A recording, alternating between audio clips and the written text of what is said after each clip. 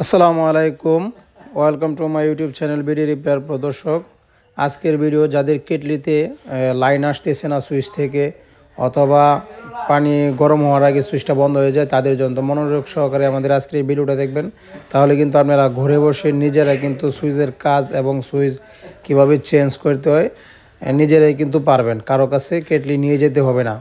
তো দর্শক মনোযোগ সহকারে দেখতে থাকুন। এই হচ্ছে সুইচটা খোলার জন্য প্রথমে আমাদের উপর থেকে কেচিংটা খুলে নিয়েছি এবং একটা স্ক্রু খুলে এখানে সুইচটাও কিন্তু আমরা এখান থেকে খুলে নিয়েছি, এবং সুইচের উপরে যে কভারটা আছে যেটাতে আমরা পোস্ট করি, কভারটা এক্সট্রা একটা কভার, এটা লক সিস্টেম। তো এটা খুলে নিয়েছি। এখান থেকে আমরা তার দুইটা ছাড়িয়ে নিব। তো এই হচ্ছে আপনার কেটলির যে সুইচ, এই সুইচটা আপনার কন্ট্রাক্টের সমস্যা পাতিতে, আর এটা হচ্ছে বেজ, যেটা নাকি থার্মোস্টেট বেজ। তো বেজটা কিভাবে কাজ করতে হয় যদি গরম না হয়, অল্প গরম হয়ে বন্ধ হয়ে যায়, তো এটা শেষে আমরা দেখিয়ে দিব। তো এর আগে আমরা কন্ট্রাক্টগুলি কিভাবে পরিষ্কার করব সেটা দেখাবো। তো উপরে যে কভারটা সুইচের, এটাকে কিভাবে খুলতে হবে সেটা, এখানে লক লাগানো আছে, একটা টেস্টার দিয়ে চাপ দিয়ে দুই পাশে দুইটা লক আছে, আমরা এটাকে ছাড়িয়ে নিব। এই হচ্ছে সুইচের কভার, এটা আমরা খুলে নিয়েছি, এবং এটা হচ্ছে একটা স্প্রিং, এটার সাহায্যে সুইচটা আপ অ্যান্ড ডাউন হয়। আর এই হচ্ছে কন্ট্রাক্ট। এই কন্ট্রাক্টগুলি যখন নাকি কার্বন পড়ে যায়, তখনই কিন্তু আপনার সুইচ থেকে আর লাইন দেখায় না। তো আমরা এর জন্য একটা চিকুন করে একটা সিরিজ পেপার কেটে নিয়েছি এবং এমনভাবে ভাঁজ দিয়েছি যাতে কন্ট্রাক্টের দুনো পাশের পাতির মধ্যে একবারে মর লাগে। তো আমরা এটা দিয়ে পরিষ্কার করে নেব, পাতিগুলি ভালোভাবে মরিয়ে নিব। তো মর দিয়ে আমাদের শেষ। এখানে দেখতে পাচ্ছেন এটা কিন্তু একদম ক্লিয়ার হয়ে গেছে, বেশিক্ষণ মরাতে হবে না, কারণ এই পাতিগুলি নরম থাকে। তো এটা কিন্তু আমরা একদম পরিষ্কার করে নিয়েছি। তো এখন লাইন দেখাবে।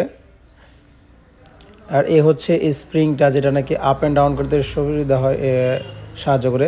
তো এই স্প্রিংটাকে আপনারা যখন লকটা ছুটাবেন উপরের কভারটা, তখন স্প্রিংটা কিন্তু কিছু একটা জমে যায়। তো আমরা এটাকে আরেকটু ছড়িয়ে নিব। ছড়িয়ে নিয়েছি, ছড়িয়ে নেওয়ার পর এখন আবার জায়গাতে বসিয়ে দিব।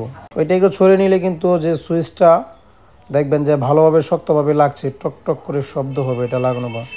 তো এখানে যে স্প্রিংটা কিন্তু কাটা সাইডটা উপরে দিতে হবে, এবং ঘাটের দুই পাশে স্প্রিংয়ের দুইটা সাইড বসবে।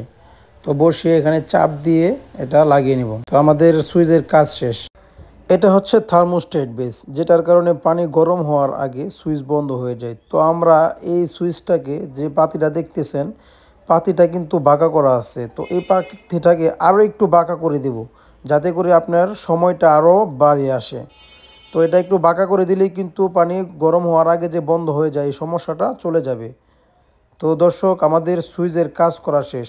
দর্শক, আপনারা যদি মনোযোগ সহকারে ভিডিওটা যদি দেখেন, কোনো দিকে যদি সমস্যা হয়, আপনারা কিন্তু ভালোভাবে দেখলে এখানে প্রত্যেকটা কাজ কিভাবে করতে হয়, কভার কিভাবে খুলতে হয়, লক কিভাবে লাগানো আছে, সব করে দিয়েছি। তাছাড়া এই সুইচ যদি আপনি এভাবে কাজ না করতে চান, নতুন লাগাতে চান, সেটাও কিন্তু পারেন এখান থেকে দেখেই।